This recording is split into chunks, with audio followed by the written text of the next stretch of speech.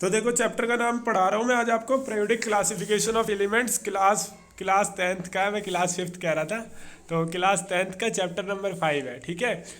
Periodic classification of elements, ठीक है। मतलब एलिमेंट्स का क्लासिफिकेशन करना है। जैसे घर में भाई एक टोकरी होती है, उसमें आप टमाटर रखते हो, आलू एक साथ आलू रखोगे, प्याज एक साथ सारे प्याज रखोगे, और फिर गोभी अलग, बंद गोभी अलग, है ना। इसी तरीके से अलमारी जहाँ पे किचन होता है वहाँ पे एक तरफ सारे मसाले होते हैं, लेकिन आप देखोगे वहाँ पे हल्दी मिर्ची धनिया और नमक और सरसों का तेल एक तरफ होता है ना सारा। तो आप एक जैसी चीज़ें एक तरफ रखते हो। कभी ऐसा किया आपने कि टोकरी में आपने एक मैथ्स की कॉपी रख रखी है, फ्रिज में फ्रीजर में आपने साइंस की कॉपी रख रखी है, और इसी तरीके से जहाँ मसाले रखते हो वहाँ पे आपने सोशल साइंस रख रखा है। ऐसा किया है क्या कभी आपने? नहीं। आप क्या करते हो, एक जैसी चीज़ें एक जगह रखते हो। जैसे आपके कपड़े, तो कपड़े एक जगह होंगे सारे। आपकी जो बुक्स है स्कूल की, है ना, वो सारी एक जगह होंगी। सब्जी सारी एक जगह होंगी। बर्तन सारे टोकरी में होंगे। इस तरीके से मसाले जितने सारे वो किचन में होंगे, है ना। इसी तरीके से सारी चीज़ें अपनी अपनी जगह पे होती हैं, है ना। तो भाई इतने सारे एलिमेंट्स हैं, साइंटिस्टों ने इतने सारे एलिमेंट्स डिस्कवर किए हैं, फाइंड किए हैं। अब उनको क्लासीफाई तो करना है ना। तो वही चैप्टर सिखाएगा आपको कि भाई कैसे कैसे क्लासीफाई किया, है ना। तो लास्ट में आपका मॉडर्न पीरियोडिक टेबल है जो मैं आपको बताऊंगा, लेकिन उससे पहले भी 3-4 साइंटिस्टों ने अपना सर मारा और लेकिन नहीं कर पाए अच्छे से, ठीक है। तो हम वो भी पढ़ेंगे। जैसे अब मेरा घर है, मेरी बहन सरियाती है घर साफ, मतलब सारी चीज़ें अपनी जगह पे रखती है। मैं आता हूँ, मेरे को लगता है कि इसने सही से नहीं किया, फिर मैं अपने हिसाब से करता हूँ। तो फिर मेरी बहन आती है, मेरी बहन कहती है मेरा भाई भी नहीं सही से करता, फिर मेरी बड़ी बहन करती है। फिर उसके बाद मम्मी आती है, मम्मी कहती है तीनों बेवकूफ़ है, मैं भी, मेरी बहन भी और मेरी बड़ी वाली बहन भी। फिर मम्मी बोलती है मैं करूँगी देख। तो मेरी मम्मी आके सब चीज़ अच्छे से करती है, समझ रहे हो। तो इस तरीके से पहले 2-3 साइंटिस्ट क्लासिफिकेशन करते हैं एलिमेंट्स का, लेकिन वो सही से नहीं कर पाते, ठीक है। उनमें कुछ ना कुछ गलतियां हो जाती हैं उनसे। तो उस चीज़ को लास्ट में ठीक कौन करता है? मॉडर्न पीरियोडिक टेबल, ठीक है, उसके बारे में हम पढ़ेंगे। तो जितने भी सब्सटेंस है वो सारे एलिमेंट से मिलकर बने हुए हैं, है ना। All substance are made up of elements. तो मैं आपकी स्क्रीन पे आपको दिख ही रहा होगा। तो जितने भी सब्सटेंस है ना, जैसे आपने 20 तक तो याद किए होंगे ना, hydrogen, helium, lithium, beryllium, boron, carbon, nitrogen, oxygen, fluorine, neon, sodium, magnesium, aluminium, silicon, phosphorus, chlorine, argon, potassium, calcium. इस तरीके से जितने भी सब्सटेंस है वो सारे एलिमेंट से मिलकर बने हैं, है ना। All the substance are made up of element at present. अभी के टाइम पे टोटल कितने एलिमेंट्स है? 118, 118 एलिमेंट्स अभी तक पता है, जिसमें से 98 जो है नेचुरली अकरिंग है। नेचुरली अकरिंग का मतलब होता है जो नेचर से हमारे को मिले हैं, ठीक है, उसमें इंसान ने सर नहीं मारा था, ठीक है। 98 के 98 हमें साबुत मिले हैं नेचर से, ठीक है। तो 118 में से 98 नेचुरली अकरिंग है। In order to study the properties of all these elements separately, scientist fell the necessity to group elements have similar characteristic together. अब भाई इनको अच्छे से स्टडी करना था, इन एलिमेंट्स की प्रॉपर्टी को क्या करना था? स्टडी करना था साइंटिस्टों को। तो साइंटिस्टों ने बोला कि भाई एक जैसे कैरेक्टरिस्टिक्स के एलिमेंट्स को एक जगह फेंक दो, एक जैसे कैरेक्टरिस्टिक्स के एलिमेंट्स को एक जगह फेंक दो। जैसे आपकी सारी बुक्स एक जगह होती है ना, तो वो सारी चीज़ें, मैथ्स की कॉपी एक जगह, इसी तरीके से टोकरी में देखो आलू एक साथ, टमाटर एक साथ, प्याज एक साथ, और बाकी हरी सब्जियां एक साथ। तो ये कह रहे हैं साइंटिस्ट भाई हमें हमें इन्हें स्टडी करना है, इनकी प्रॉपर्टीज़ को देखना है, एलिमेंट्स को एक एक को। तो इन्होंने सोचा, scientist felt the necessity of group elements having similar properties, similar characteristic together. तो साइंटिस्टों ने बोला कि जिन जिन की एक जैसी कैरेक्टरिस्टिक्स है उनको एक साथ रख दो, ठीक है। अच्छा, so all the elements have been divided into few groups in such a way that elements in the same group have similar properties of element. तो जितने भी एलिमेंट्स थे उनको कुछ ग्रुप्स में डिवाइड कर दिया। क्या कर दिया? उनको कुछ ग्रुप्स में डिवाइड कर दिया, और एक ग्रुप में जो एलिमेंट्स थे उनकी सिमिलर प्रॉपर्टीज थी, सिमिलर कैरेक्टरिस्टिक्स थी। इस तरीके से किया गया भाई। एक बहुत सारे ग्रुप बनाए, कुछ ग्रुप बनाए, उनमें उन 118 एलिमेंट्स को डाल दिया, ठीक है। अब उन एक जो ग्रुप्स में जो एक एलिमेंट्स हैं, वो एक ग्रुप में जो एलिमेंट्स हैं उनकी केमिकल फिजिकल प्रॉपर्टीज़ जो है वो क्या लगभग लगभग सिमिलर है। इस तरीके से क्लासीफाई किया। और ये चैप्टर भी आपको वही सिखाएगा। सबसे पहले डाइबराइनर ने कैसे किया, फिर न्यूलैंड्स ने कैसे किया, इसके बाद फिर मेंडलीव ने कैसे किया, फिर आएगा आपका मॉडर्न पीरियोडिक टेबल जो कि हेनरी मोसले ने किया है। ठीक है, हेनरी मोसले, उसके घर सर पे थे 4 घोंसले। मजाक कर रहा हूँ, बुरा मत मानना। वैसे जो इसको कह रहा हूँ वो तो मर गया, खर्च हो गया वो। अच्छा देखो, शुरुआत में साइंटिस्टों ने बहुत पहले ट्राई किया था, उसके बाद भी कुछ साइंटिस्टों ने ट्राई किया, लेकिन लास्ट में जाके हमारे हेनरी मोसले जी ने ये सारी चीज़ें कर दी। ठीक है, बहुत ज़्यादा रिस्पेक्टेड है वो। ठीक है, उन्होंने इतनी ज़्यादा बड़ा काम किया है। ठीक है, तो देखो earlier attempts at the classification of elements, तो कुछ अटेम्प्ट्स किए थे लोगों ने, साइंटिस्टों ने क्लासिफिकेशन करने के लिए एलिमेंट्स को। Several attempts have been made to classify the elements according to their properties. अब कुछ अटेम्प्ट किए गए थे, कुछ कोशिशें की गई थी ताकि हम एलिमेंट्स को उनकी प्रॉपर्टीज़ के बेस पे क्लासीफाई कर सकें। The earliest attempt to classify element resulted in grouping the noun is element as non-metal or metal। सबसे पहला जो अटेम्प्ट किया गया था वो किस बेस पे किया था कि कोई भी एलिमेंट मेटल है या नॉन मेटल, इस बेस पे क्लासीफाई कर दो। अब आपको पता होगा मेटल क्या होते हैं। मेटल क्या होते हैं? जो रिंगिंग साउंड प्रोड्यूस करते हैं, जिनसे टन टन टन टन टन टन की आवाज़ आती है, और जिनको वायर बना सकता है ना, जिनको प्लेट बना सकता है, जो इलेक्ट्रिसिटी को कंडक्ट करते हैं, जैसे आयरन हो गया, गोल्ड हो गया, सिल्वर हो गया, एल्यूमिनियम हो गया, ये सारे क्या है? मेटल। नॉन मेटल जैसे कोयला हो गया, जिनसे टन टन की आवाज़ नहीं आती, जो पाउडर फॉर्म में बन जाते हैं ना, ये सारी चीज़ें। तो सबसे पहले जो अर्लीस्ट अटेम्प्ट किया था एलिमेंट को क्लासीफाई करने का, वो किस तरीके से किया था? मेटल और नॉन मेटल। तो अब बात करते हैं डाइबराइनर की। डाइबराइनर के बाद आपका न्यूलैंड है, न्यूलैंड के बाद आपका मेंडलीव है, और फिर उसके बाद हेनरी मोसले जी है हमारे। ठीक है, देखो डाइबराइनर ट्राइड्स, इन्हें ट्राइड्स बनाया, मतलब 3-3 एलिमेंट्स का एक ग्रुप टाइप का कुछ। तो इन द ईयर 1817 का टाइम था, हम तो उस समय पैदा भी नहीं हुए थे। ठीक है, इस बंदे का नाम था, डाइबराइनर का पूरा नाम था जॉन वॉल्फगैंग डाइबराइनर। ठीक है, आज जर्मन केमिस्ट, ये एक जर्मन केमिस्ट था। Has made attempt to arrange the element with similar properties into group having 3 elements. तो इनने सोचा कि भाई मैं एलिमेंट्स को क्या करूँगा? अरेंज करूँगा। ठीक है, जिनकी प्रॉपर्टीज़ क्या होगी? सिमिलर होगी, और वो 3-3 एलिमेंट्स में ग्रुप करूँगा मैं। कितने कितने एलिमेंट्स में? 3-3 एलिमेंट्स में ग्रुप करूँगा। और वो 3-3 एलिमेंट्स का जो ग्रुप बनाया उसने, उसको नाम दिया ट्राइड्स। क्या दिया? ट्राइड्स। TRIADS। आपकी स्क्रीन पे ये वही पढ़ रहा हूँ मैं। He called this group as triads. तो उन्होंने जो 3-3 एलिमेंट्स का जो ग्रुप लिया सिमिलर प्रॉपर्टीज़ के नाम पे, जिनकी प्रॉपर्टीज लगभग सिमिलर थी, उन 3 ग्रुप के एलिमेंट्स को क्या कहा गया? ट्राइड्स। डाइबराइनर जी ने क्या कहा? ट्राइड। डाइबराइनर शोड दैट, अब डाइबराइनर क्या शो किया? That when the 3 elements in a triad were arranged in the order of increasing atomic mass, the atomic mass of middle element was roughly the average of atomic mass of other 2 elements। अब ये जो कह रहे हैं डाइबराइनर साहब, ये कह रहे हैं कि जब हम एलिमेंट्स को, उनके वो 3 एलिमेंट्स जो हैं, जो 3 एलिमेंट्स का ट्राइड जो बन रहा है, अगर हम उनको इंक्रीजिंग ऑर्डर में ले, किस के बेस पे? इंक्रीजिंग ऑर्डर में, उनके मास को अगर इंक्रीजिंग ऑर्डर में लगाएं, तो जो बीच में जो एलिमेंट है वो बाकी दोनों एलिमेंट्स के मास का एवरेज है। एवरेज का मतलब क्या होता है? जो बीच वाला एलिमेंट है उसका मास हटा दो, बाकी दोनों एलिमेंट्स यानी पहला और तीसरा एलिमेंट का मास को प्लस करो, 2 एलिमेंट है ना, तो 2 से डिवाइड दे दो, तो आपका एवरेज आएगा। और जो एवरेज आएगा ना, वो क्या होगा? आपका बीच वाले एलिमेंट का मास। आ रही है बात समझ में? तो बेसिकली इनने बोला कि Dobereiner so that when the 3 elements, जब वो ट्राइड्स के जो 3 एलिमेंट्स हैं उनको अरेंज करूँ मैं इंक्रीजिंग एटॉमिक मास के तौर पे, तो जो एटॉमिक मास है बीच वाले एलिमेंट का, मिडल एलिमेंट का, वो एवरेज होगा बाकी दोनों एलिमेंट्स का। जैसे कि मैं आपको दिखाऊं, इसका 7 है और इसका 39 है, इन दोनों को प्लस करोगे तो 7 और 39 कितने होते हैं? 46। 46 को 2 से डिवाइड करोगे तो 23, और 23 क्या है? बीच वाले एलिमेंट का मास। इसी तरीके से क्लोरीन और आयोडीन का प्लस करोगे तो कितना आएगा? अल्टीमेटली 63 पॉइंट कुछ आएगा, शायद 62.75, और उसका हाफ निकालेंगे तो अल्टीमेटली जो भी आएगा, मतलब एवरेज कितना आ रहा है अल्टीमेटली? देखो 81.25। तो अप्रोक्सीमेटली आसपास आ रहा है। तो डाइब्राइनर ने क्या करा, 3 एलिमेंट का ग्रुप बनाया, उन 3 एलिमेंट को ट्राइड का, और उसने ये बताया कि अगर इन 3 एलिमेंट को इंक्रीजिंग एटॉमिक मास के तौर पे इंक्रीजिंग ऑर्डर में लिखूंगा तो जो बीच वाले एलिमेंट का मास होगा बाकी दोनों एलिमेंट के मास का एवरेज होगा। एवरेज यानी कि मीन, यानी दोनों को प्लस करके 2 से डिवाइड दो तो जितने नंबर होते हैं। आ रही बात समझ में?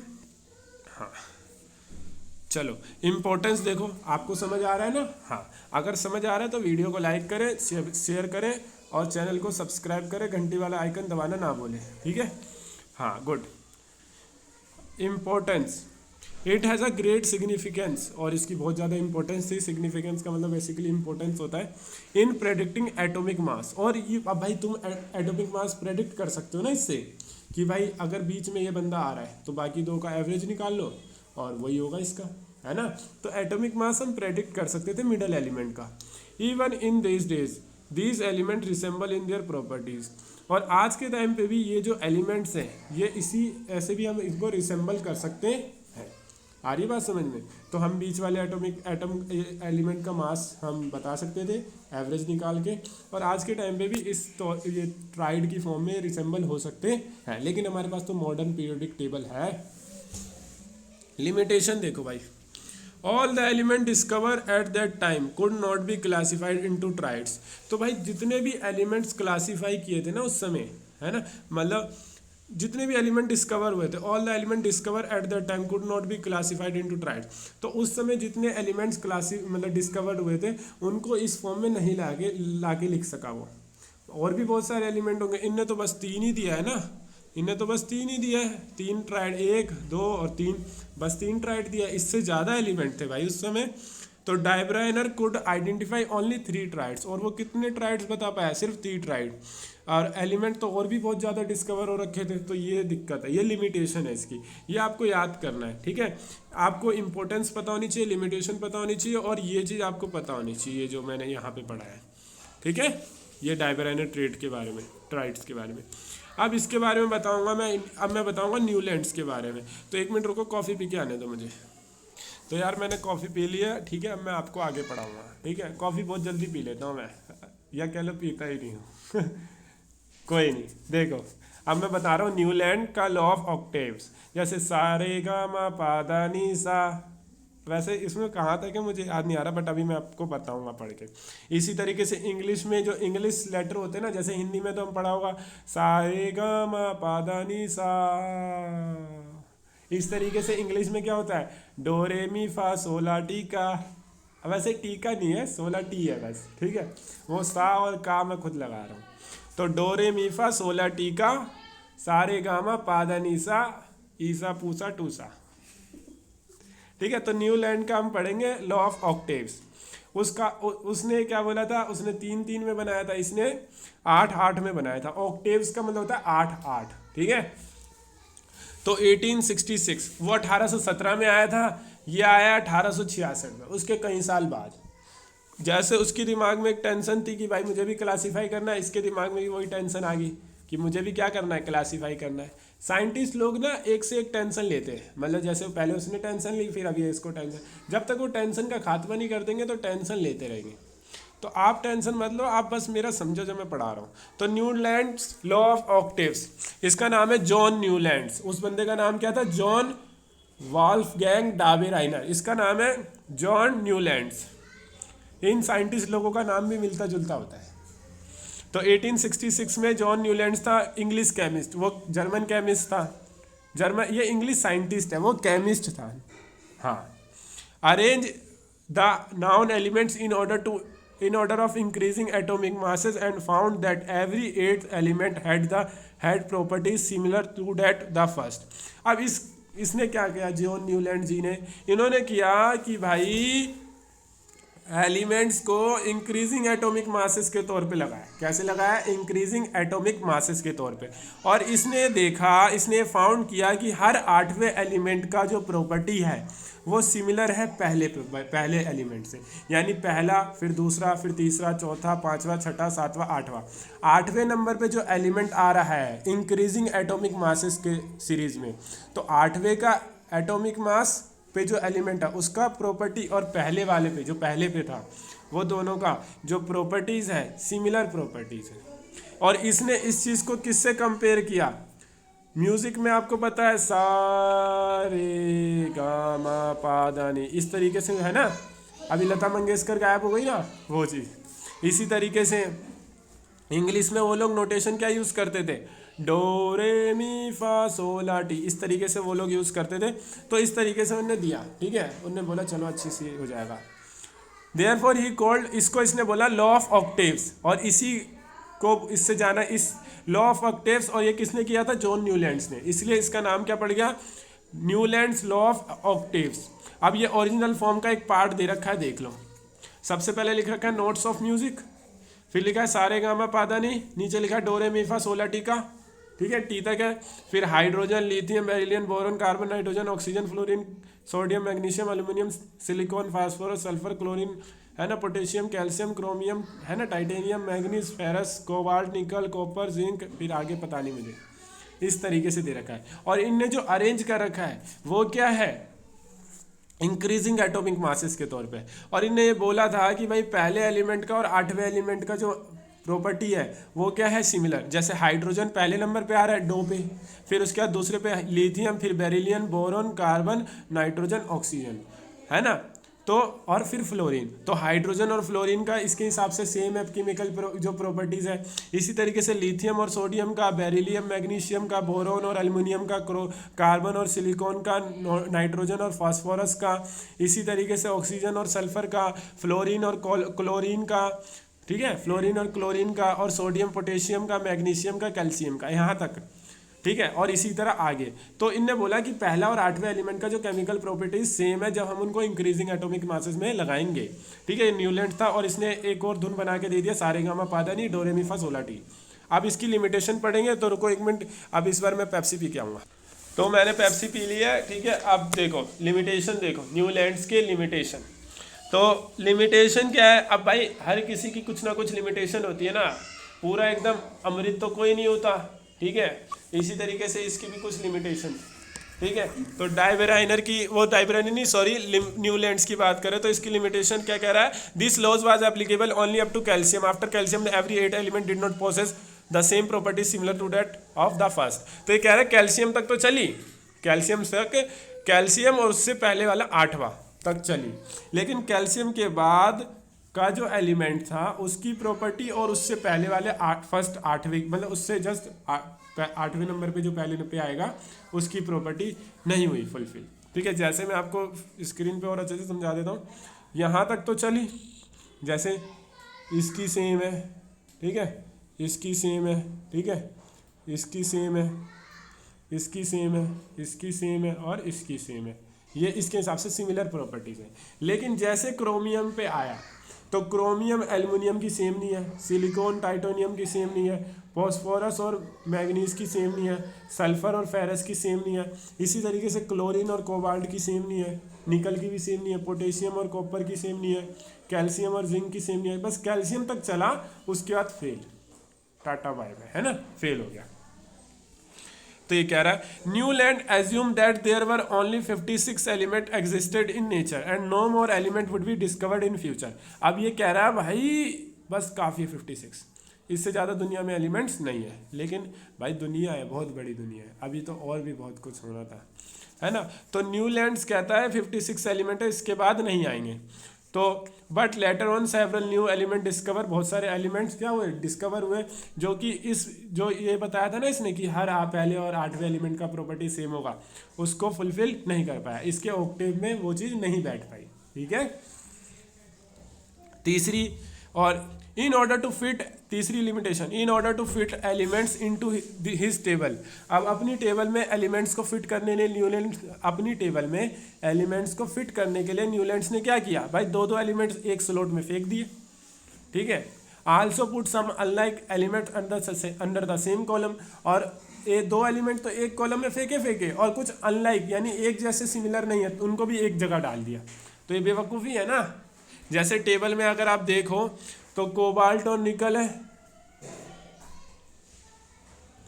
अरे आजा, जैसे कोबाल्ट और निकल है, ये CE और La है, तो इस तरीके से इनने करा। तो कईयों की तो प्रॉपर्टी सिमिलर नहीं थे और कुछ अनलाइक एलिमेंट्स थे, उन्होंने सेम कॉलम में डाल दिया।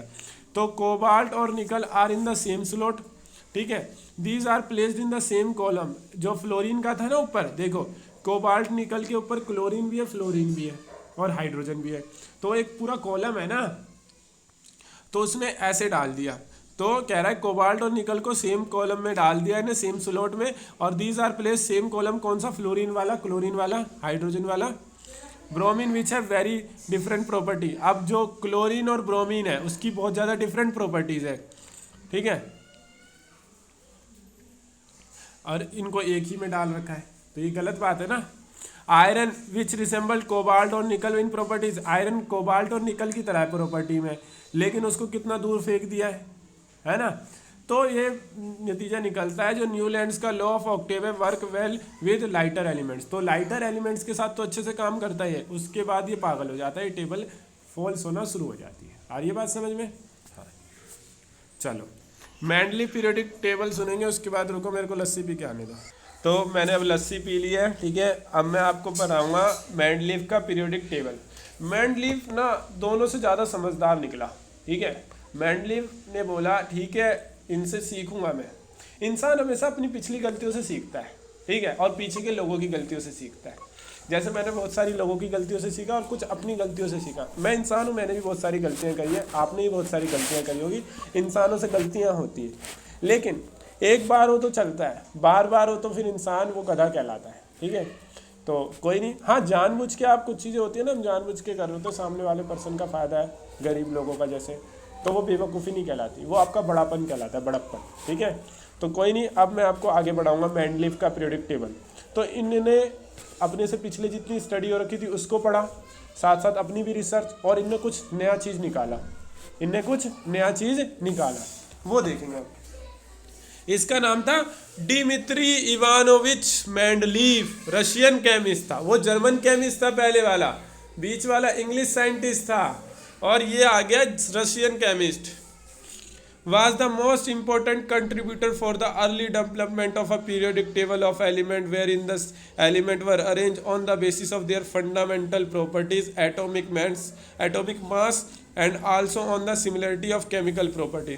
तो भाई इसने सबसे ज़्यादा इम्पोर्टेंट कंट्रीब्यूटर कहलाया गया है, कौन, हमारे मेंडलीव जी, जिनका नाम मेरे अल्फ़ाबेट से शुरू होता है। तो इन्होंने बहुत ज़्यादा कंट्रीब्यूट करी, इम्पोर्टेंट कंट्रीब्यूटर थे ये, ठीक है, पीरियोडिक टेबल के डेवलपमेंट के लिए। इन्होंने एलिमेंट्स को अरेंज किया उनके फंडामेंटल प्रॉपर्टीज़ के बेस पे, उनके एटॉमिक मास के बेस पे, और उनकी सिमिलरिटी ऑफ केमिकल प्रॉपर्टीज़ के बेस पे। तीन चीज़ें, फंडामेंटल प्रॉपर्टी, एटॉमिक मास और केमिकल प्रॉपर्टीज़ की बेस पे, ठीक है। कहाँ भाग गया ये एकदम से, ऐसे नहीं भागना चाहिए, इसको इज्जत से मेरे सामने रहना चाहिए। Only 63 elements were noun at his time. जब ये पैदा हुआ था, जब ये बड़ा हुआ था, जब ये पढ़ रहा था, जब ये क्लासीफाई करने के लिए तैयार हुआ था और करना शुरू किया था, उस समय इसके टाइम पे बस कितने एलिमेंट थे, 63। और आज हम पढ़ रहे हैं तो कितने एलिमेंट्स बच्चों, 118 एलिमेंट्स, 118 हिंदी में कहते हैं, संस्कृत में क्या कहते हैं आप लोग कमेंट में बताइएगा जरा। चले आगे बढ़ते हैं, अभी बहुत टाइम है, अभी हमें क्लास में ये टॉपिक ख़त्म करना है। टू क्लासीफाई दिस एलिमेंट, अब इस एलिमेंट्स को क्लासीफाई करने के लिए इन्होंने कुछ चीज़ें की हैं, वो चीज़ें मैं आपको बताऊंगा, ठीक है। तो ध्यान से समझना, इज्जत से दिमाग में डालना है, तमीज़ से पेपर में करना है, प्यार से टीचर नंबर देगा आपको, नहीं देगा तो मेरे को लेके चलना। चलो पहला पॉइंट क्या कह रहा है, he examine the relationship between the atomic mass of the elements and their physical and chemical properties. उसने क्या करा, मेंडलीव जी ने, उन्होंने अब उनका एटॉमिक मास के बीच का रिलेशन देखा, उनके फिजिकल प्रॉपर्टीज़ के बीच का रिलेशन देखा, और उनके केमिकल प्रॉपर्टीज़ के बीच का रिलेशन देखा। तीनों चीज़ें देखी इसने, एटॉमिक मास के बीच का रिलेशन, फिजिकल प्रॉपर्टीज़ और केमिकल प्रॉपर्टीज़ के बीच का रिलेशन, सारी चीज़ें तैयारी कर रहा था ये। अमंग केमिकल प्रॉपर्टीज में ही कॉन्सेंट्रेटेड ऑन, और ये किसके कॉन्सेंट्रेटेड, मतलब कुछ चीज़ों को लेके चलना, ठीक है, on the compounds form by elements with oxygen and hydrogen, they are very reactive to form compound with most elements. तो इनने जो केमिकल प्रॉपर्टीज थी, सारे एलिमेंट्स के साथ केमिकल कॉम्बाइनेशन करवा के, रिएक्शन करवा के, वैसे सारी केमिकल प्रॉपर्टीज नहीं ली, इनने अपने आप को कॉन्सेंट्रेटेड रखा। कहाँ तक, इनने बोला जो एलिमेंट्स हैं ऑक्सीजन और हाइड्रोजन के साथ रिएक्शन करवाऊंगा क्योंकि वो बहुत ज़्यादा रिएक्टिव होते हैं और मोस्ट ऑफ द एलिमेंट के साथ कंपाउंड बनाते हैं। तो इनने केमिकल प्रॉपर्टीज ली, लेकिन एलिमेंट्स को किसके साथ बस रिएक्ट करवाया, किसके साथ बस रिएक्शन करवाया, ऑक्सीजन और हाइड्रोजन के साथ। तो इससे कुछ इसको क्या मिल गया, बेस मिल गया कि भाई एलिमेंट्स की केमिकल प्रॉपर्टीज तो लेनी है, लेकिन कहाँ तक ये कॉन्सेंट्रेटेड रहा, बस हाइड्रोजन और ऑक्सीजन था, क्योंकि ये बहुत ज़्यादा मोस्ट रिएक्टिव होते हैं, मोस्ट ऑफ द एलिमेंट के साथ ये क्या करते हैं, रिएक्ट करके कंपाउंड बनाते हैं। ये इसके तैयार करने के बेस थे जो इसने फॉलो किए ताकि अपनी पीरियोडिक टेबल को क्या कर सके, प्रिपेयर कर सके। आ रही है बात समझ में? आगे देखो, he took the formula of hydride and oxide form by an element as one of the basic properties of element for its classification. और इसने फार्मूला लिया, जब एलिमेंट्स को इन्हें हाइड्रोजन के साथ रिएक्ट करवाया और ऑक्सीजन के साथ, तो हो सकता है एलिमेंट हाइड्राइड बनाया हो उसने, ठीक है, और एलिमेंट का ऑक्साइड भी बना हो, तो उनने उसकी बेसिक प्रॉपर्टीज को लिया क्लासिफिकेशन के लिए, ठीक है। हाँ वेरी गुड, 1 मिनट रुको। तो आपके 1 मिनट हो चुके हैं, अब मैं आपको आगे पढ़ाऊंगा, ठीक है। ही देन अरेंज 63 एलिमेंट, तो 63 एलिमेंट्स थे इसके टाइम पे, आपको पता है, तो उसने उनको अरेंज किया in the increasing order of their atomic masses. और उनको किस तरीके से अरेंज किया, इंक्रीजिंग ऑर्डर में, ठीक है, ऑफ देयर एटॉमिक मास। और उसने ये फाउंड किया there was a periodic recurrence of elements with similar physical and chemical properties. और जब उसने इंक्रीजिंग ऑर्डर में एटम्स को लगाया, वो एटॉमिक मास के तौर पे एलिमेंट्स को लगाया, मतलब एलिमेंट्स को उनको अरेंज किया in their increasing atomic mass, तो उन्हें देखा कि एलिमेंट्स की जो फिजिकल केमिकल प्रॉपर्टीज है वो बार बार क्या हो रही है, रिपीट हो रही है ना, रिकरेंस हो रही है। और he observe that element with similar properties, जो एलिमेंट्स है जिनकी सिमिलर प्रॉपर्टीज है वो सेम वर्टिकल कॉलम में आ रहे हैं, मतलब एक ही वर्टिकल कॉलम में आ रहे हैं वो सारे एलिमेंट, ठीक है, जिनकी फिजिकल और केमिकल प्रॉपर्टीज क्या है, सेम है। वर्टिकल कॉलम मतलब ऐसे सीधी सीधी लाइन में, तो एक ही कॉलम में एक जैसे एलिमेंट आ रहे हैं जिनकी फिजिकल और केमिकल प्रॉपर्टीज क्या है, सेम है। और इन वर्टिकल कॉलम्स को इसने क्या कहा, ग्रुप्स। क्या कहा इन वर्टिकल कॉलम को, ग्रुप्स। और जो हॉरिजॉन्टल था, हॉरिजॉन्टल रो को क्या कहा गया, हॉरिजॉन्टल रो को इनने कहा गया पीरियड्स। क्या कहा, पीरियड्स। और वर्टिकल को क्या कहा गया, ग्रुप्स, ठीक है। तो जब इनने इंक्रीजिंग एटॉमिक मास के तौर पे जब क्लासीफाई किया, अरेंज किया, तो इन्हें देखा कुछ एलिमेंट बार बार रिकरेंस हो रहे हैं और उनका फिजिकल केमिकल प्रॉपर्टी सेम है और वो सारे एलिमेंट एक ही ग्रुप में आ रहे हैं। और वो सारे जो वर्टिकल कॉलम्स थे उसको ग्रुप कहा गया, हॉरिजॉन्टल रो को कॉलम का पीरियड कहा गया। ऑन दिस बेसिस मेंडलीफ ने पीरियोडिक लॉ दिया। अब ये पीरियोडिक लॉ आप याद कर लेना, आपका डेफिनेशन में आ जाता, अभी टेस्ट में आया भी था, मैंने आपको कराया भी था, आपको याद है ना, मैंने आपका टेस्ट दिया था, हाँ, तो चलो अच्छी बात है। तो on this basis Mendeleev gave a periodic law, तो मेंडलीफ ने पीरियोडिक लॉ दिया। उसका पीरियोडिक लॉ क्या कहता है, द प्रॉपर्टीज ऑफ एलिमेंट, जो प्रॉपर्टीज है एलिमेंट की वो क्या है, पीरियोडिक फंक्शन है ऑफ देयर एटॉमिक मासेस। तो एलिमेंट्स की जो प्रॉपर्टीज है वो किसके पीरियोडिक फंक्शन है, उनके एटॉमिक मासेस। तो इन्हें क्या करा था, इंक्रीजिंग एटॉमिक मासेस के तौर पे अरेंज किया था और इन्हें देखा था कि जो एक जैसे एलिमेंट है जिनकी फिजिकल केमिकल प्रॉपर्टीज सेम है वो एक ही कॉलम में बार बार आ रहे हैं। और उन कॉलम को, वर्टिकल कॉलम्स को इन्हें ग्रुप कहा था, हॉरिजॉन्टल रो को इन्हें पीरियड्स कहा था। आगे देखो, अब देखो ये है, ठीक है, आपको दिख गई होगी टेबल, अगले पेज पे है, आपको मैं ये नोट्स भेज दूंगा, आपको स्क्रीन पे दिख रहा होगा। ऑक्साइड और हाइड्राइड दे रखा है, वो इनने रिएक्ट करवाया था ना ऑक्सीजन और हाइड्रोजन के साथ। और first group, second group, third group, fourth group, fifth group, sixth group, seventh group, eighth group, ये वर्टिकल कॉलम्स है, इनको ग्रुप कहा गया। और ये 1 2 3 4 5 6 ये पीरियड्स दे रखे हैं हॉरिजॉन्टल, ये पीरियड्स है, ठीक है, ठीक है, ये पीरियड्स है और ये क्या है, ग्रुप्स, ठीक है, वर्टिकल कॉलम। आ गई बात समझ में? इस तरीके से आप देखते हैं इसकी कुछ फीचर्स बताऊंगा, उसके बाद लिमिटेशन, और फिर आगे करेंगे इसको ख़त्म। फिर कल बताऊंगा आपको मैं मॉडर्न पीरियोडिक लॉ टेबल के बारे में जो हेनरी मोसले जी ने करी थी। तो देखो अब इनके फीचर्स की बात करते हैं। तो इस टेबल में 8 वर्टिकल कॉलम्स हैं, ठीक है, जिन्हें ग्रुप्स कहा गया है, और 6 हॉरिजॉन्टल है रोज है, 6 हॉरिजॉन्टल रोज है, देख लो, काउंट कर लो, 1 2 3 4 5 6 हॉरिजॉन्टल रोज 6 है और वर्टिकल कॉलम 8 बताए मैंने। तो ये फीचर्स का मतलब पता है आप लोगों को, फीचर्स का मतलब होता है किसी की विशेषताएं, जैसे मैं काला हूँ, है ना, मेरी आंखें खराब है, मेरा सर खराब है, मेरा दिमाग खराब है। किसी इंसान के बारे में जब विशेषता बताते हैं, उनका फीचर बताते हैं, तो वो क्या कहलाता है, उसके बारे में बताना फीचर्स कहलाता है या कैरेक्टरिस्टिक कहलाता है, ठीक है। तो इस तरीके से हम इस टेबल के बारे में बता रहे हैं। तो 8 वर्टिकल कॉलम्स हैं जिन्हें ग्रुप्स कहा गया है, 6 हॉरिजॉन्टल रो है जिन्हें पीरियड्स कहा गया है। ठीक है, आगे देखते हैं। और Mendeleev in this table Mendeleev left gaps for elements not discover at that time. अब भाई जो न्यूलैंड था उन्होंने बोला था आगे तो कोई मिलने वाला है नहीं एलिमेंट, लेकिन मेंडलीफ जी ने बोला कि नहीं, हो सकता है फ्यूचर में और भी एलिमेंट्स मिले। तो इनने बोला कि मैं कुछ गैप्स छोड़ दे रहा हूँ, जो फ्यूचर में अगर कोई एलिमेंट मिलता है तो उनको वहाँ पे रख दिया जाएगा। ठीक है, आ रही है बात समझ में। तो इनने बोला कि भाई मान लो जो एलिमेंट्स है, 1 मिनट रुकना बच्चा। तो मैं आपको बता रहा था इनने कुछ गैप्स छोड़ दिए थे। इनने बोला था कि भाई फ्यूचर में हो सकता है कोई एलिमेंट्स मिले और हम उन एलिमेंट्स को वहाँ पे रख दें। तो इनने कुछ ऐसे बोला था कि अगर फ्यूचर में कोई एलिमेंट्स मिलता है तो उसके आगे हम लगा देंगे ए का, संस्कृत में होता है ना ए का, दीवी 3, इस तरीके से 1 2 3। तो इनने बोला है कि भाई फ्यूचर में अगर कोई एलिमेंट मिलेगा तो हम उसको इन गैप्स में रख देंगे। ठीक है, जैसे मतलब उन नाम्स के आगे लिख देंगे, जैसे ए का एल्यूमिनियम, ए का बोरोन, ए का silicon, which after their discovery were named as scandium, gallium और जर्मेनियम। देखो आपको पता है, मतलब इसने ए का क्यों लिखा, ए का दीवी त्रिवी, इनने ए का इसलिए लिखा जैसे मान लो कोई एलिमेंट मिला एल्यूमिनियम जैसा, सिमिलर फिजिकल और केमिकल प्रॉपर्टी सिमिलर है, तो एलिमेंट एल्यूमिनियम जैसा है तो उसके नाम, अब एल्यूमिनियम तो पहले ही मिल चुका है, हमें पहले ही मिल चुका है एल्यूमिनियम। तो इन्होंने बोला जो एल्यूमिनियम आगे मिलेगा फ्यूचर में, जो एल्यूमिनियम जैसा सिमिलर प्रॉपर्टीज होगा तो उसके आगे लगा देंगे ए का एल्यूमिनियम। इसी तरीके से अगर कोई बोरोन जैसा एलिमेंट मिलता है तो उसके आगे लगा देंगे ए का बोरोन। इसी तरीके से ए का सिलिकॉन, तो बाद में ए का बोरोन का नाम स्कैंडियम रख दिया, ए का एल्यूमिनियम का नाम गैलियम रख दिया और ए का सिलिकॉन का नाम जर्मेनियम रख दिया गया, इस तरीके से। तो ये अच्छा काम किया था ना इसने कि भाई गैप्स छोड़ दिए थे। उन्होंने बोला था कि फ्यूचर में अगर इनके जैसा कोई एलिमेंट्स मिलता है तो उनके आगे ए का दीवी त्रिवी लिख के उनको रख देंगे। बाद में इनका प्रॉपर नाम भी रख दिया गया, स्कैंडियम, गैलियम और जर्मेनियम। अच्छा, आगे देखते हैं। ही आल्सो प्रेडिक्टेड द एटॉमिक मास, और इनने प्रेडिक्ट भी किया एटॉमिक मास और properties of several elements that were not known at that time. तो इसने कुछ एलिमेंट्स का एटॉमिक मास और उनकी प्रॉपर्टीज को भी प्रेडिक्ट किया था उस समय अपने टाइम पे कि भाई हो सकता है फ्यूचर में एक ऐसा एलिमेंट मिले जिसकी प्रॉपर्टी ये हो और उसका एटॉमिक मास ये हो। ठीक है, एलिमेंट जो स्कैंडियम, गैलियम और ऊपर जर्मेनियम बताया था ना, इसी के तरीके का कुछ इनकी फिजिकल केमिकल प्रॉपर्टीज जैसा कुछ एलिमेंट्स उनने डिस्कवर किया था।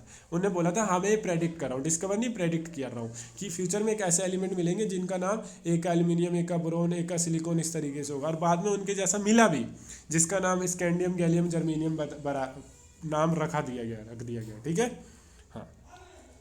तो द प्रॉपर्टीज ऑफ ए का एल्यूमिनियम जो मेंडलीफ ने प्रेडिक्ट करी थी वो गैलियम जैसे थी।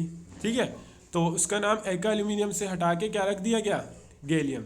ठीक है, तो ये पहले प्रेडिक्ट किया था उसने कि हो सकता है फ्यूचर में एलिमेंट्स मिले, ए का एल्यूमिनियम, ए का बोरोन, ए का सिलिकॉन, और उनका मास भी उसने बताया था, प्रेडिक्ट किया था, और उनकी फिजिकल केमिकल प्रॉपर्टीज भी। और बाद में वैसे एलिमेंट मिले और उनका नाम ये स्कैंडियम, गैलियम, जर्मेनियम रख दिया गया। ठीक है, देख रहे हो आप, एक एल्यूमिनियम और गैलियम का एटॉमिक मास जो उसने प्रेडिक्ट किया था 68 करा था उन्होंने एटॉमिक मास प्रेडिक्ट, और इसका कितना 69.7, अप्रोक्सीमेटली सेम ही है, 1.7 का डिफरेंस है।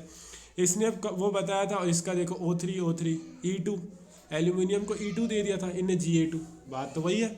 और ECl3, इसमें देखो GaCl3, E से मतलब ए का, देख रहे हो, मतलब ये दोनों चीज़ें तो सेम ही बताई है इसने। ठीक है, और बस मास में 1.7 का डिफरेंस है, तो कितनी अच्छी चीज़ें प्रेडिक्ट करी। मतलब इसने ना जो न्यूलैंड से, इसने बाकी दोनों साइंटिस्ट से बेहतर काम किया था। अच्छा, in order to group the elements having similar properties together at some places, Mendeleev had to place an element with slightly greater atomic mass before an element with slightly lower atomic mass। इनने क्या करा भाई, कोई atomic mass ज़्यादा है, किसी element का atomic mass ज़्यादा और किसी का एटॉमिक मास कम है, तो इसने तो पहले बोला था इंक्रीजिंग ऑर्डर में लगाया, लेकिन कभी कभार इसने बीच में क्या करा, इसने पहले ज़्यादा एटॉमिक मास वाला एलिमेंट रख दिया, उसके बाद उससे लाइटर एटॉमिक मास वाला एलिमेंट रख दिया, तो ये करा। तो इसने ऐसा क्यों किया, ताकि इसने ऐसा इसलिए किया कि जो एक जैसे सिमिलर प्रॉपर्टीज़ वाले एलिमेंट्स हैं वो एक ही ग्रुप में, एक ही कॉलम में आ जाए। तो इसने इसके लिए एक ही ग्रुप में एक जैसे सिमिलर प्रॉपर्टीज़ और केमिकल प्रॉपर्टीज़ वाले एलिमेंट आ जाए, इसके लिए इसने क्या करा, कभी कभार ज़्यादा मास वाला एलिमेंट पहले रख दिया, कम मास वाला एलिमेंट बाद में रखा। ये फीचर बता रहे हैं। नोबल गैस क्या होती है? जो वैलेंस होती है, उसको कोई इलेक्ट्रॉन किसी और एटम से नहीं लेना पड़ता, वो पहले से ही क्या होती है? वैलेंस। तो नोबल गैस जैसे हीलियम है ना, हाइड्रोजन हीलियम 2 नंबर पे आती है, 2 इलेक्ट्रॉन और पहला ऑर्बिट फिक्स। तो हीलियम हो गया, नियोन हो गया, आर्गन हो गया, ये बहुत ज़्यादा लेट डिस्कवर हुए थे, ठीक है। They were very inert and present in extremely low concentration, और बहुत ज़्यादा लो कॉन्सेंट्रेशन में एटमॉस्फेयर में पाए जाते हैं, बहुत कम, ठीक है। और एक ज़्यादा मजबूती क्या थी? One of the strength of Mendeleev periodic table, एक मजबूती वाली बात ये थी मेंडलीव पीरियोडिक टेबल में कि जो ये गैसें जब ये डिस्कवर हुई तो इनको आसानी से रख दिया गया, टेबल में आसानी से रख दिया गया, टेबल को डिस्टर्ब नहीं करना पड़ा। समझ आ रही है बात? हाँ।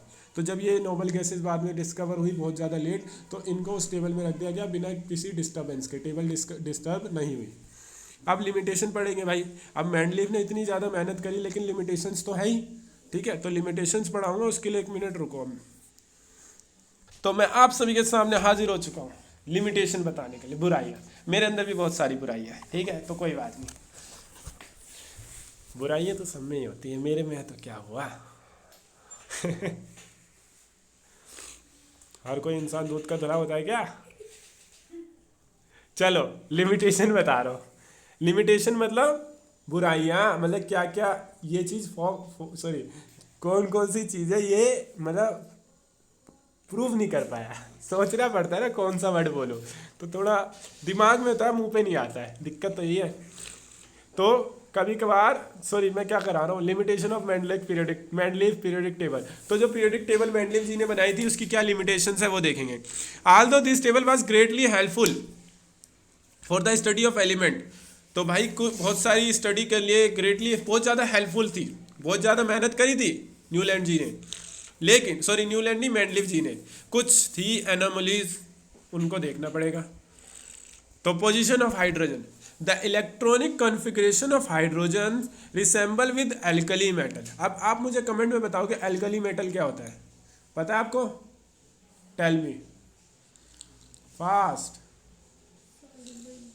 मतलब बेस मेटल्स, जैसे सोडियम क्लोराइड, सर्च कर लेना, गूगल पे नहीं आएगा तो मैं आपको कल की वीडियो में दोबारा बता दूंगा।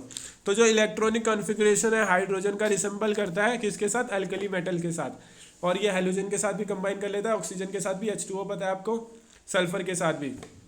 इसी तरीके से सिमिलर टाइप ऑफ कंपाउंड बनाता है हाइड्रोजन, जैसे HCl, हाइड्रोजन आ गया ना, NaCl सोडियम क्लोराइड, अब क्लोरीन है, हाइड्रोजन के साथ भी है सोडियम के साथ भी है, H2O Na2O है ना, तो हाइड्रोजन ऑक्साइड है, बेसिकली देखो ना वाटर का फार्मूला है, और सोडियम ऑक्साइड है H2S Na2S, तो सोडियम के साथ भी क्या हो रहा है? कंबाइन हो रहा है, जो इसके कंपाउंड वगैरह है।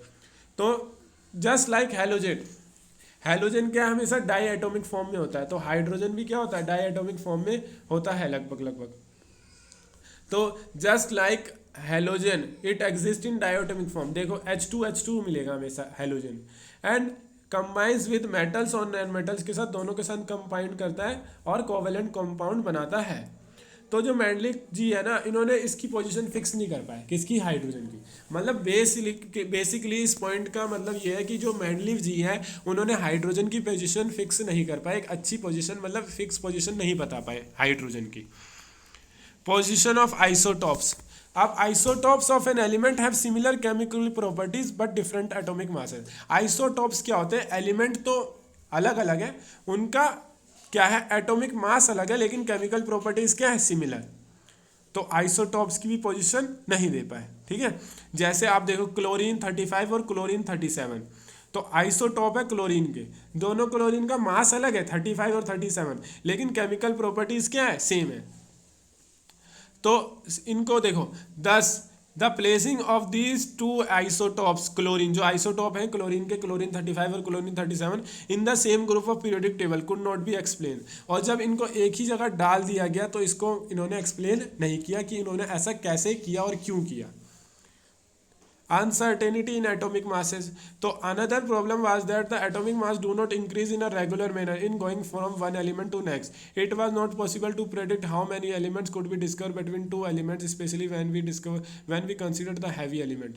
तो भाई आपको मैंने बताया था ना एक चीज कि इनने कभी कभार क्या किया था, हैवी एलिमेंट का जो हैवी एटॉमिक मास का एलिमेंट पहले रख दिया और उसके बाद लाइटर वाला रखा, सीरीज गड़बड़ा दी थी ना इसने, तो एटॉमिक मास में कोई सर्टेनिटी नहीं थी।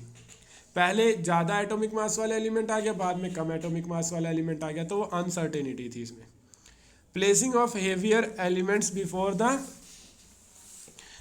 Elements before the lighter one, तो मैंने आपको बताया कभी कभार उसने हाई एटॉमिक मास का एलिमेंट पहले रख दिया लो एटॉमिक मास से पहले। जैसे देखो आर्गन का 39.9 है और वो उसको पोटेशियम से पहले रख दिया, और पोटेशियम का क्या है 39.1, पहले तो पोटेशियम का आना चाहिए। इसी तरीके कोबाल्ट का 58.9 है और निकल का 58.7 है, तो निकल का पहले आएगा, कोबाल्ट का बाद में आएगा।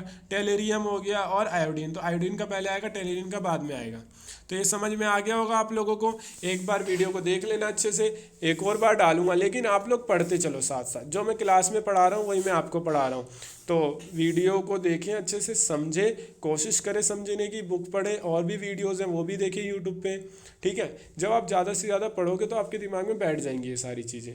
और क्वेश्चन आंसर करो, मेन इंपॉर्टेंट है क्वेश्चन आंसर करने की, ठीक है। आपको क्वेश्चन आंसर चाहिए तो आप मुझे बताओ, वरना माई CBSE गाइड ऐप डाउनलोड कर लो, उसमें बहुत सारे 1 मार्कर 2 मार्कर 3 मार्कर क्वेश्चन मिल जाएंगे आपको, और उन्हें करना शुरू करो। जैसे मैंने चैप्टर 9 करवा दिया आपको, तो वो करो, क्वेश्चन आंसर सॉल्व करो, उन्हें लर्न करो, ठीक है। मैं कल चैप्टर 4 भी करा दूंगा, और ये चैप्टर 5 में मॉडर्न पीरियोडिक टेबल भी आपको करा दूंगा। तो ये सारी चीज़ों करो, और मैथ्स को भी थोड़ा ध्यान दो, ठीक है। आपके बोर्ड तक मैं आपके साथ जुड़ा रहूँगा, रोजाना वीडियो डालता रहूँगा, इनको जो पढ़ा रहा हूँ आपको ही पढ़ाऊँगा, लेकिन आप खुद भी अपने घर पे हार्ड वर्क करो, ताकि पेपर में आपके अच्छे नंबर आए, 80%, 85%, 90% या उससे भी ज़्यादा। मैं तो हमेशा यही करूँगा, कोशिश रहेगी कि हमेशा आपके ज़्यादा नंबर आए, बट आप लोग भी हार्ड वर्क करो। तो चले आज के लिए इतना ही। अल्लाह हाफिज़, अपना ध्यान रखें और हमारा भी।